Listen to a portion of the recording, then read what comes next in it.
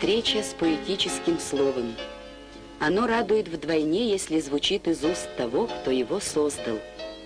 Такую радость привезли с собой на якутскую землю известные советские мастера слова Владимир Солоухин и Андрей Вознесенский. Общение на языке поэзии. Особым смыслом наполняются такие встречи в год юбилея октября.